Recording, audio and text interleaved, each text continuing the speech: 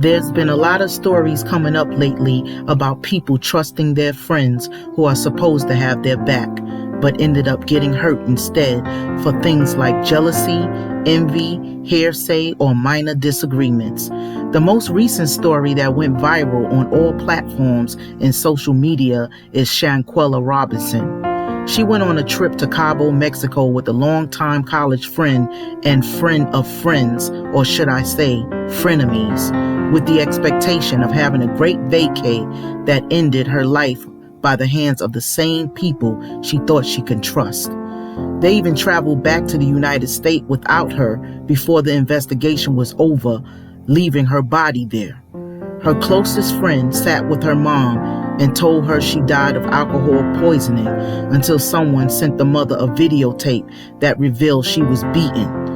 This matched the coroner's report of a broken spinal cord. A warrant was issued, but no arrest has been made, and all of her frenemies are now in hiding.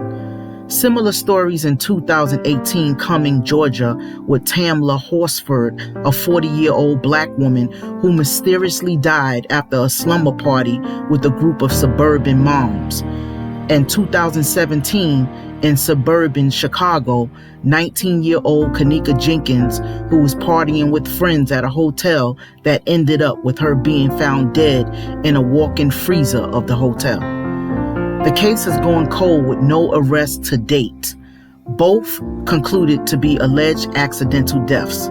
But can we really believe that when right here in New Jersey, Terrence Coulanges was 29 years old and full of life.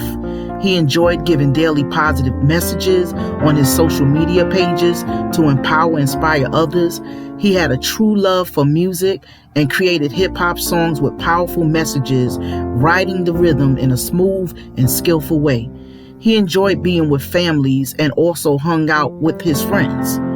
One friend in particular was a sure frenemy. And Terrence, unfortunately, would realize this on January 9th, 2019, when his longtime acquaintance with 31-year-old Ryan Keogh would come to a tragic end. This frenemy would shoot Terrence for an unknown reason and leave him on the side of his house for almost 2 hours before calling the police. Ryan received assistance from his parents in an attempt to clear him as innocent, but thankfully that did not work out for him. He was arrested on February 14th and later found guilty, given a sentence of 50 years in prison in August 2022.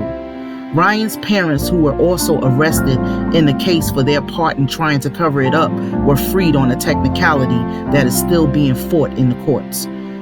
What would bring a so-called friend who you've known for years, lived with, and hung out with often to a point where they feel okay to cause harm to you based on minor disputes or jealousy? What do we need to look for in friends who are easily prone to becoming instant foes? How do these frenemies affect community relationships and trust? Let's talk about it today on Community Vibes with Brown Eyes.